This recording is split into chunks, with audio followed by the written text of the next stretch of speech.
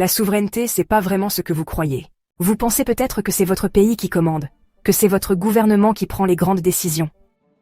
Et si je vous disais que les multinationales, les hackers et les crises mondiales ont plus de pouvoir que les frontières? Si l'indépendance de votre nation n'est qu'une illusion bien entretenue, alors qui tire vraiment les ficelles? Aujourd'hui, on plonge au cœur de la souveraineté moderne, où les lignes sur une carte veulent dire de moins en moins de choses, et où des forces invisibles façonnent votre avenir. Bon, on rembobine.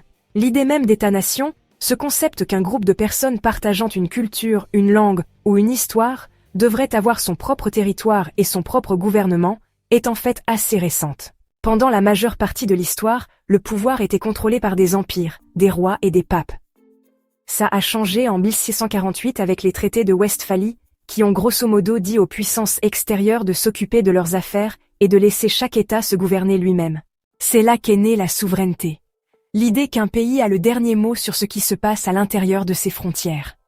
Mais voilà où les choses se compliquent, il y a plusieurs sortes de souveraineté.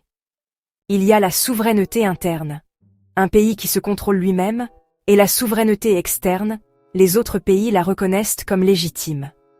Et puis, il y a la souveraineté de droit contre la souveraineté de fait, en gros, si un État est officiellement reconnu, ou s'il peut réellement fonctionner. C'est pourquoi des endroits comme Taïwan et le Kosovo existent dans une sorte de zone grise, fonctionnant de manière indépendante, mais sans être universellement reconnue.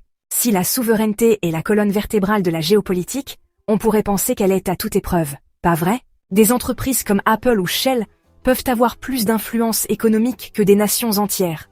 L'Union européenne oblige les pays à partager la prise de décision.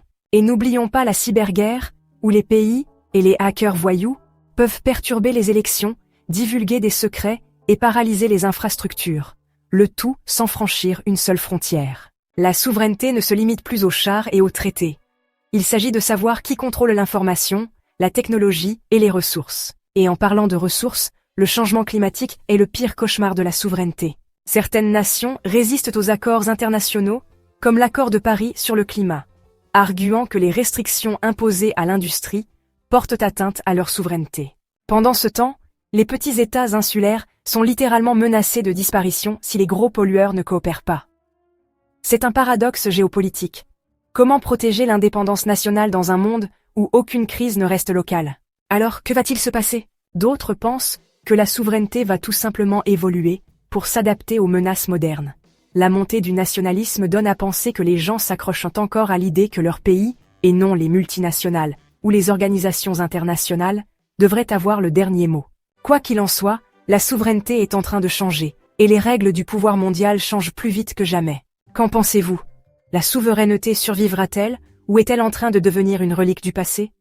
Venez en discuter dans les commentaires. Si vous avez aimé cette vidéo, n'oubliez pas de vous abonner. Prenez soin de vous, prenez soin de vos proches, et je vous dis à la prochaine.